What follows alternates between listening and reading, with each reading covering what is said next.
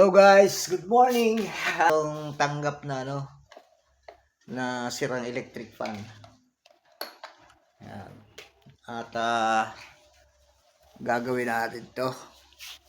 Kasi sabi ng may-ari, natumba lang daw 'to tapos hindi na siya umandar. So try nating buksan. Saksak natin sa kuryente. Tapos testingin natin paandarin.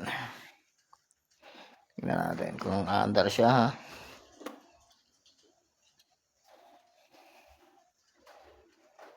Ayun. Umaandar nga siya pero sobrang bagal Hindi siya makapa-produce ng hangin yan. So, tara guys.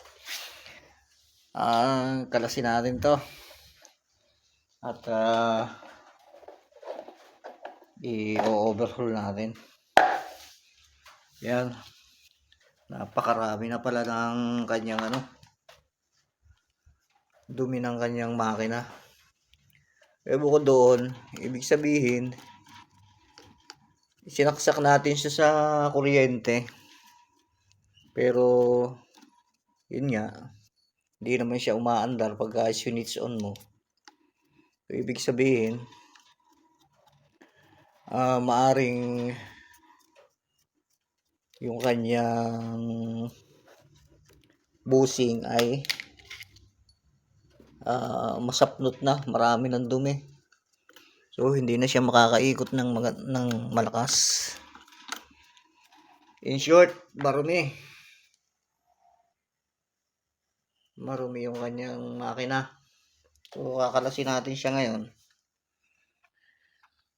Unplug muna natin dito. Tanggalin natin yung saksak, baka makuryente tayo. Yan na pag nagre-repair kayo guys ng mga ganito, kailangan maging maingat po tayo kasi baka makalas natin na nakasaksak tayo sa outlet, di mangyayari niyan, makukuryente tayo na ali. And magpapa-repair daw siya ng, nakita niya yung yung ginawa ko guys na karatula. Nakita niya yung ginawa kong karatula diyan sa labas. So sabi niya, tuwan-tuwa siya at nakakita siya ng manggagawa dito sa lugar namin. Kasi bali wala pa kami isang buwan dito na nakakalipat sa lugar na to. At napansin ko sa paglalakad-lakad ko dito na wala ditong shop ng mga appliances. Walang nagre-repair ng mga appliances dito. So naisip ko, ito na lang magiging panimula akong trabaho dito sa subdivision na to. So ang buhay naman ko nga ito, electric fan. Nga pala guys, ako'y lahat po ng klase ng mga appliances ay nire-repair ko. Aircon, refrigerator, yan. Nagre-repair po tayo niyan. So ito nga yung buhay naman ko sa ngayon. So bali pinakita ko na sa inyo kanina na siya ay hindi talaga siya makaandar kasi nga yan, katulad nito, isa ito sa mga nagiging dahilan guys ng pagkasira ng ating mga electric fan, yung mga buhok na lumilipad tapos nahihigop niyan, nagbabara yan dito sa busing niya. Iba't ibang sakit ng electric fan guys, hindi lang pare-pareho. So ito, nagkataon na ang mahirap dito sa electric fan na ito ay yung umikot kasi marumi. Focus natin sa yan napakadumi, may mga kalawang na. Yan, ang hirap na niyang umikot. So, yan ay isa sa dahilan kung bakit hindi na makaikot ang ating mga electric fan.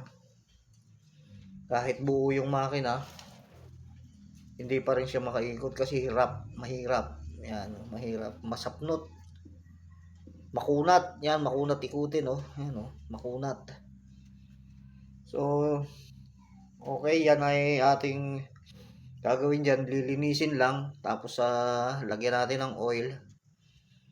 At pagka nalagyan ng oil yan, pwede na uli yan, guys. Okay, putulin ko muna tong video ko rito sa part na to. Mamaya na lang uli pagka maandar na yung makina, yung ating electric fan. Okay.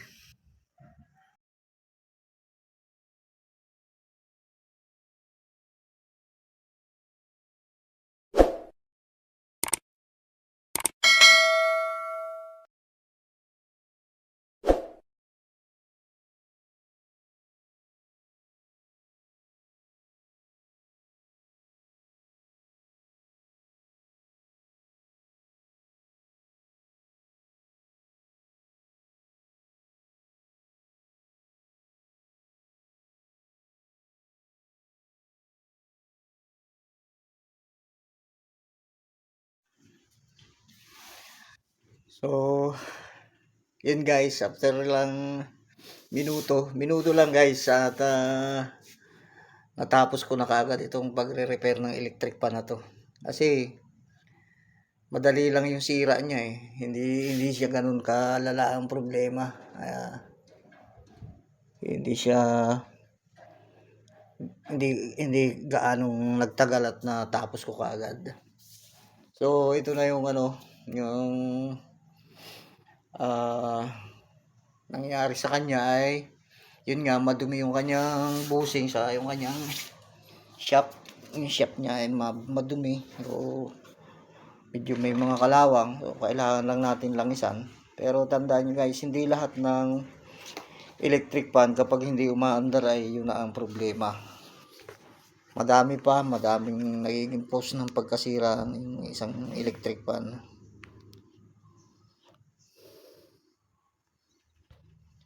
Madaming cause ng pagkasira ang mga electric fan, kaya hindi pare-pareho.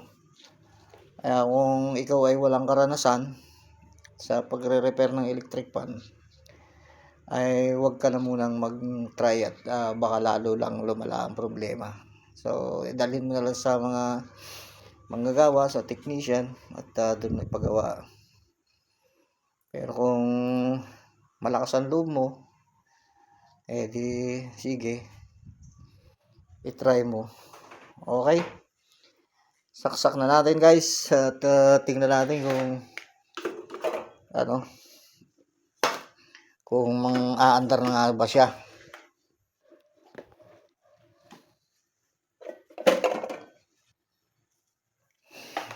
Ito, saksak na natin. Ayan. Tapos try natin kung iikot na siya guys. Ayan guys, lumakas na uli ang kanyang ikot. Okay na, wala na siya ng problema. At malakas pa, maganda pa kumangit yung electric fan na ito kasi hindi pa siya masyadong luma.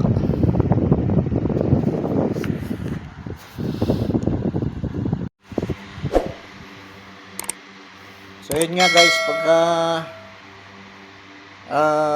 ganyan ang problema sa ating mga electric fan, hindi siya makaikot pero pumapasok yung kuryente, yan, try nyo lang na linisin.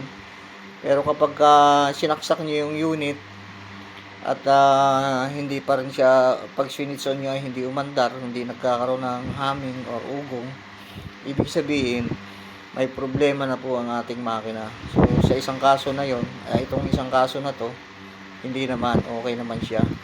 Functional lahat to.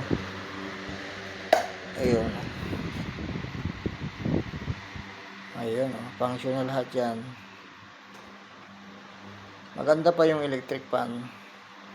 So yan lang guys, at sana pag napanood nyo ito ay mag-follow kayo at i-share at saka mag-like na rin para ang mga content creator ay sumipag sa paggagawa ng mga mahalagang mga items, mga content mahalaga, at meron tayong matututunan.